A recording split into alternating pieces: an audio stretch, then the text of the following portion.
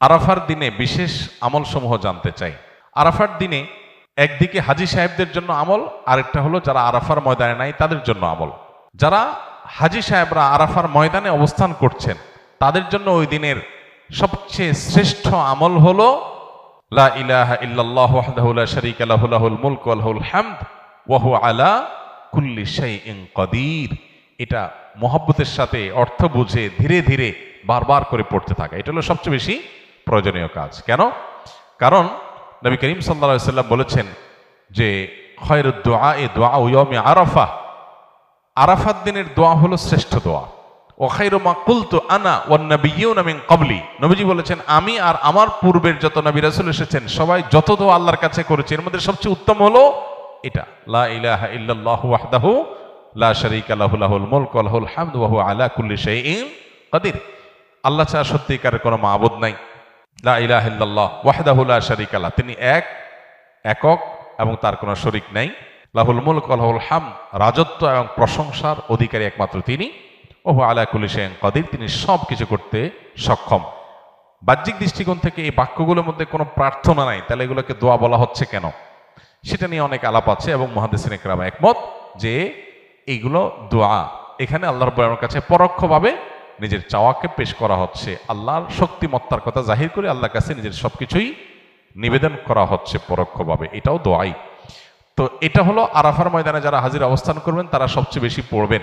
অনেক উলামায়ে কেরাম অবশ্য বলেন যে এই দোয়া অর্থাৎ লা ইলাহা ইল্লাল্লাহু ওয়াহদাহু লা শারীকা লাহু লাহুল মুলকু ওয়া লাহুল হামদু ওয়া আলা কুল্লি শাইইন কাদির, আরাফার দিনে, আরাফার বাইরে যারা পৃথিবীর বিভিন্ন প্রান্তে গায়রে হাজি যারা আছি তারাও পড়তে পারেন, বরং আরাফার দিনে তাদের এটা পড়া উচিত এবং এ ব্যাপারে অনেকে রেকমেন্ড করেন। তাহলে একটা করণীয় পেলাম লা ইলাহা ইল্লাল্লাহু ওয়াহদাহু লা শারীকা লাহু, এটা পড়া।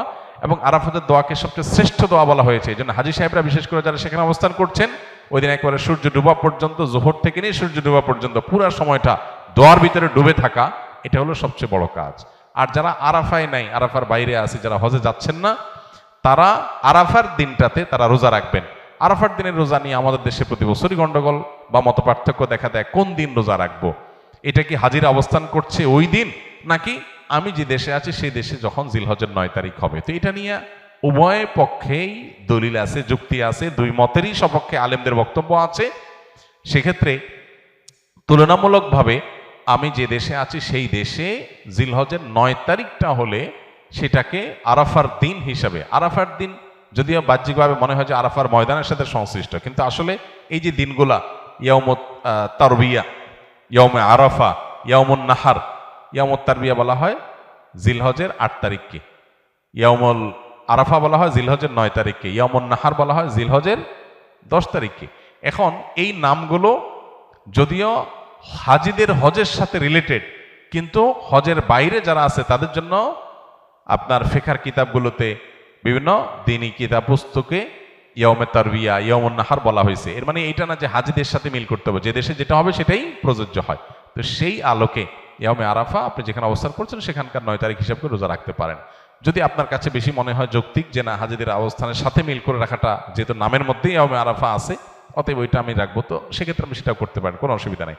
কোন কোন রেওয়ায়েতের আলোকে জিলহজের প্রথম 9 দিনের প্রত্যেক দিন রোজা রাখা উচিত, কারণ মা মিন আইয়ামিন আল আমালুস সালিহু ফিহিন্না আহাব্বু ইলাল্লাহ মিন হাযিহিল আইয়াম, বুখারীর হাদিস রয়েছে। এই দশকটাতে এমনি নেক আমল করা উচিত, অতএব নফল রোজা আপনি প্রথম সবগুলো দিন রাখতে পারেন, তাহলে আর কোনো ইখতিলাফের ঊর্ধ্বে এমনিই উঠে গেলেন। অতএব আরাফার দিনে আরাফাতের বাইরে যারা আছেন তারা রোজা রাখবেন, আর আরাফাতে যারা আছেন তারা কি করবেন? ওই যে লা ইলাহা ইল্লাল্লাহু ওয়াহদাহু লা শারীকা লাহু বেশি পড়বেন আর বেশি বেশি আল্লাহর কাছে দোয়া করবেন। দোয়াটা অবশ্য আমরা আরাফাতে যারা নাই তারাও করতে পারি। আমার বিয়ের পূর্বে আমি আমার বাবা মাকে স্পষ্টভাবে নিষেধ করেছি তারা যেন কোনো প্রকার যৌতুক গ্রহণ না করে। বিয়ের সময় আমার শ্বশুর বাড়ি থেকে কিছু আসবাবপত্র দেওয়া হয়, যা সম্পর্কে আমি জানতে চাইলে আমাকে আমার বাবা মা জানায় আমার শ্বশুর তার একমাত্র মেয়েকে উপহার দিয়েছে। পরবর্তীতে পারিবারিক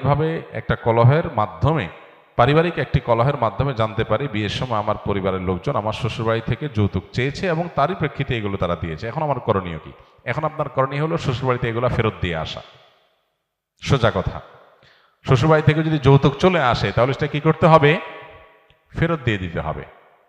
ফেরত দিয়ে আপনি দায়মুক্ত হওয়ার চেষ্টা করবেন। এক্ষেত্রে পরিবারের সাথে সংগ্রাম করতে হবে, বেয়াদবি করার দরকার নাই, সংগ্রাম করতে হবে। নিজের আদর্শকে কোন অবস্থাতে জলাঞ্জলি দেওয়া যাবে না। সেটা প্রয়োজনে আপনি বিভিন্নভাবে করবেন। আর যদি মনে করেন যে এখন জিনিসপত্র ফেরত দেওয়া কঠিন হবে, তাহলে এটার যে মূল্য সেটা বিভিন্নভাবে আপনি একসাথে না পারলে কিস্তিতে দিয়ে হলেও পরিশোধ করে দিবেন, তারপর শ্বশুরের এগুলো ফেরত দিতে হবে। এগুলো জায়েজ নাই। এই যে কোরবানি আসছে, এখন বহুত ফকির ফাকড়া দেখবেন, নতুন নতুন ফকির ফাকড়া কিছু গজাবে। কিছু তো ফকির ভিক্ষুক তো আমাদের দেশে আগে থেকেই আছে। আর ঈদের সময়, কোরবানিদের সময় কিছু নতুন ফকির গজায়। এরা মানুষের কাছ থেকে ভিক্ষা চায় না, এরা শ্বশুরবাড়ি থেকে কোরবানির ছাগল চায়, গরু চায়, গরুর রণ চায়, কল্লা চায়। এগুলো এক প্রকারের ভিক্ষুক। তো আল্লাহ তাআলা এই ভিক্ষুকদের অভাব দূর করে দেখ, তাদের মানসিকতা আল্লাহ সংশোধন করে দেখ। বর্তমানে বাংলাদেশের নিয়ম অনুযায়ী বাহির থেকে 1 লক্ষ টাকা কেউ পাঠালে 2500 টাকা বা 2.5% রেমিটেন্স ইনসেন্টিভ দিচ্ছে। এ অতিরিক্ত 2500 টাকা নেওয়া জায়েজ হবে কিনা, এ বিষয়ে আমরা এর আগে বারবার প্রশ্নের উত্তর দিয়েছি। এটা সম্পূর্ণ হালাল এবং জায়েজ, কোনো অসুবিধা নেই। প্রবাসী ভাইয়েরা বিদেশ থেকে যে টাকা পাঠাবেন, সেই টাকার উপর 2.5% প্রণোদনা দিয়ে থাকে বাংলাদেশের সরকার। এই 2.5% টাকা নেওয়া সম্পূর্ণ হালাল। 1 লাখ টাকা পাঠালেন, 2500 টাকা আপনাকে ব্যাংকে সরকার অতিরিক্ত দিবে। এটা নিতে পারবেন। কেন নিতে পারবেন? কারণ হলো এই টাকাটা হলো একটা ভালো কাজের প্রতি উদ্বুদ্ধ করার জন্য, যে আপনি হুন্ডিতে অবৈধ চ্যানেলে টাকা পাঠাবেন না। পাঠাইলে সেটা দেশের বাইরে দেশের টাকা চলে যাবে, অর্থ পাচার হবে, দুর্নীতিবাজ দ্বারা টাকা সরানোর রাস্তা পাবে। সেগুলো যেন না হয়, আপনি ডাইরেক্ট ব্যাংকিং চ্যানেলে টাকা পাঠান, দেশের উপকার, দেশে ডলারটা আসে। তো এই জন্য আপনি যাতে একটা ভালো কাজ করেন, সেজন্য আপনাকে একটা প্রণোদনা দেওয়া হচ্ছে। আপনাকে যদি আমি বলি আপনি এই ভালো কাজটা করলে আপনাকে পুরস্কার দেব, এটা যেরকম হালাল, এই প্রণোদনাটা সেরকম হালাল। এটাকে কেউ কেউ সুদ মনে করেন, একেবারে অহেতুক, অমূলক। এটা সুদ হওয়ার কোনো কারণ